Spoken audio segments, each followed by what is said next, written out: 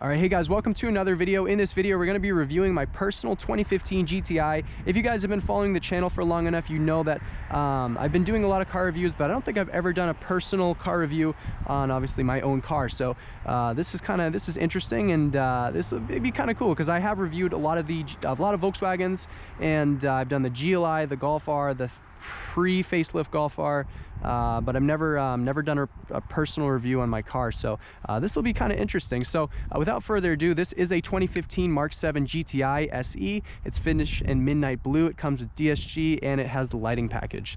So a lot of you guys are probably wondering, what does SE include? So for the 2015 year, you get the sunroof, the Fender audio system, and you get leather seats as well. So this is also the 4-door model. Walking along to the front of the car, we have our black honeycomb grille. It's a really cool touch. It's very signature GTI badge. This is not a performance package, so you don't get that red inline badge, but it's still a really fine car. You don't necessarily need the performance package if you don't hoon it too much, but you know, it doesn't hurt to have the performance package, but you know, to each his own. You guys can see in our bumper we have our fog lights. It's really nice black trim that follows through. This is of course the lighting package, as I mentioned before, so we get LED DRLs. We get this one as they are light up. As the Golf R, these both light up, but this is the GTI, so only this one lights up. This is our cornering beam, so if we go to full tilt almost, this will kind of illuminate everything that we're pointing our wheel towards, which is really helpful. These beams do move on the highway as well. These beams, not just the cornering, but this actual beam will tilt as you turn your wheel, so it's really helpful if you're kind of going off an on-ramp or off-ramp on the highway. Walking alongside the car, we have our 19-inch Santiago Euro spec wheels, red brake calipers. These are also wrapped in Michelin Pilot Sport tires. It's a really solid all-season tire. Along the side of the car, we have our GTI badge and a really conservative line that doesn't go all the way through to the taillights like a lot of the newer Volkswagens do, so I kind of like that look. It's a nice subtle touch. Walk along the side of the car. Again, we have very subtle body lines. We have also one kind of on the lower door sill of the car. Yeah, not a bad touch. Our red brake calipers also follow through to the back. And as we kind of sort of go to the back of the car, as you guys can see, we have a lot of, this is where a lot of modifying happened. We have our Euro spec, our BMP tuning replica Euro spec tails, and they look really nice in my opinion. These are obviously the facelift too, so you get the dynamic turn signal, and it just, oh my gosh, it's so cool. So that's a really nice touch. We have our Maxton rear diffuser with our Maxton rear spoiler. Two big chrome Borla tailpipes also greet you when you look at the back of the car. It's a really nice touch. I love these tailpipes. I think they suit the car, and they're big chrome tailpipes, just like my big chrome wheels, kind of. You know, I have alloys, so they're black and chrome, but honestly, it is a nice touch. To open the hatch, we grab this little handle right here. It is obviously part of the badge, or it is the badge. And we have plenty of space back here. So this is a privacy cover, but we also have a little spare with our Fender subwoofer and a roadside assistance kit, which is really nice to have. We have our little storage pockets back here. Our seats do fold. What we can do is we can just unhook these. If you want to fold the seats down, you can just do it like so. And they don't fold completely flat, but they fold almost flat where it really doesn't make a huge difference. So yeah, that is kind of the hatch. We have obviously GTI right there. The OEM trim is this little piece right here. It looks honestly really good with the Maxton because it just follows through to the side of the rear bumper. It does look really nice. We'll hop right into the back seat. All right, so as far as back seat legroom goes, it's really good. This is set to my seating position.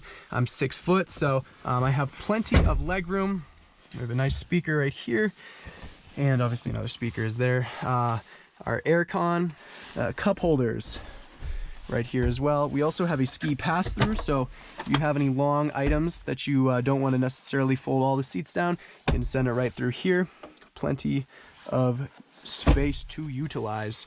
But yeah, so this is obviously a 3-row, so you can have someone sit here. Not the most comfortable, but it's fine. As far as these seats go, for if you're wondering how your rear passengers fare when you're going around corners at, you know, 1,000,000 miles per hour in this car, these are pretty okay. These are fairly okay bolstered. They're not super aggressive like the fronts, but they are fine. And they are extremely comfortable too. So, you know, they may not be super bolstered, but they are really, really comfortable. So your passengers won't be complaining over long trips. Headroom is still really good back here, as you guys would expect. Being a hatchback, it does slope pretty consistently flat throughout the kind of the body of the car. So you're not restricted any headroom. Walk along to the front. All right, so before we hop in, as you guys can see, we have really cool trim. It's not a carbon look. A lot of people think it is a carbon look. I think it's just Volkswagen's own signature look that they designed.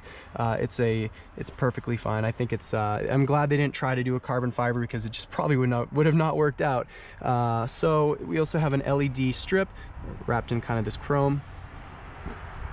And soft touch. It's kind of a leatherette trim. It's very, very soft, and it's super high quality. So you probably won't have aggressive wear over time.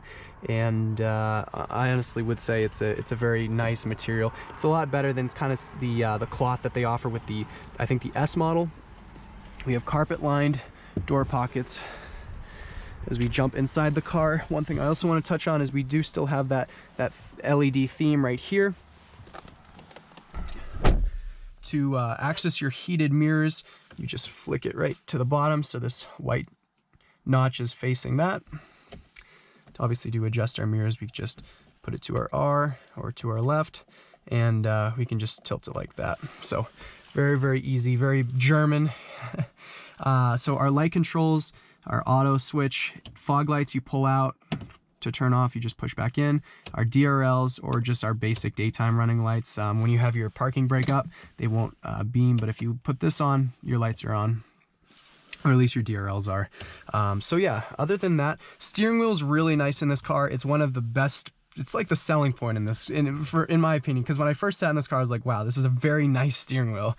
The paddle shifters aren't anything to go crazy about, but they are fine. They get the job done. I've never really considered putting extensions on. They're just fine.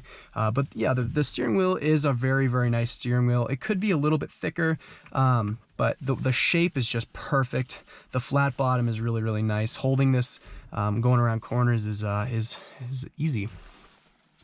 Our DSG shifter, this is obviously the DSG, so that's something to know. Our handbrake, this is obviously a manual handbrake, which you don't get, I think, even with some of the newer GTIs.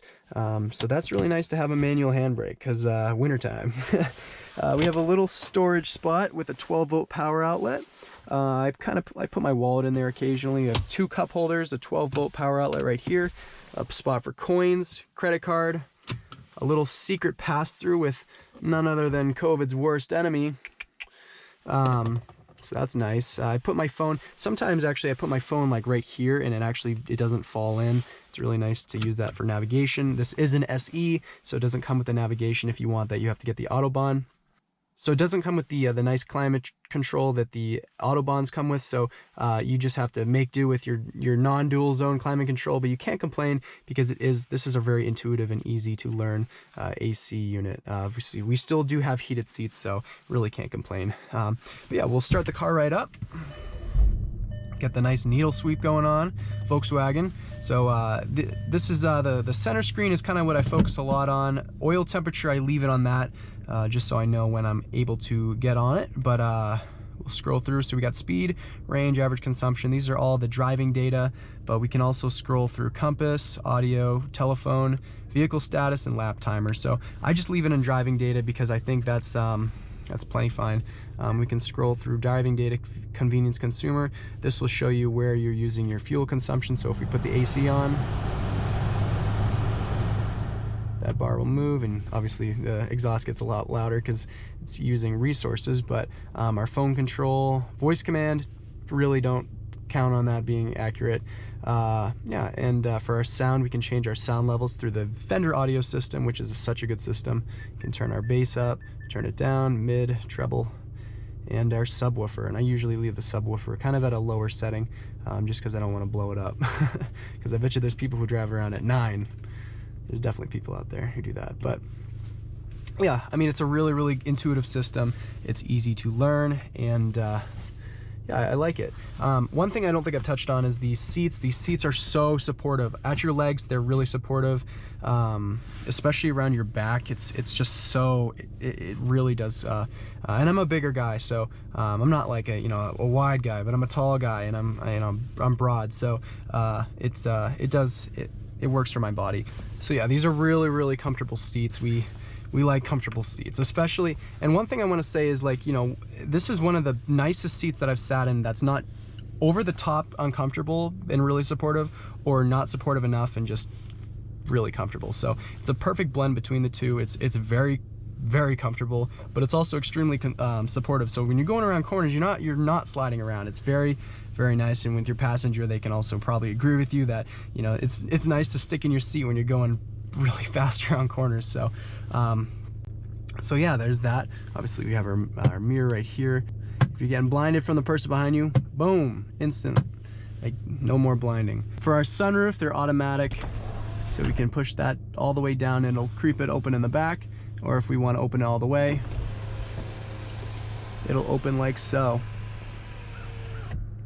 And to close it, other than that, we'll go through our modes quickly. So our normal, sport, individual, and through individual, I'll show you all the settings. Steering, this is my individual setting, obviously, but so sport, I leave it in sport.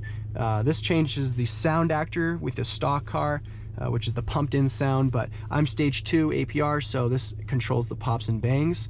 But when I'm in individual, I just want a sporty, non-pop and bang feeling, so I just leave it like that. But if I want to go crazy, which typically I do, I put it in sport mode, and it makes the car insane. It doesn't really change too much aside from doing the pops and bangs and annoying everybody around you. Our traction control, with a standard car, if you hold down traction control, it puts it ESC in sport. But I did the tuning, or I did the software through OBD11, so I can fully deactivate it, and that's super scary, so we don't do that.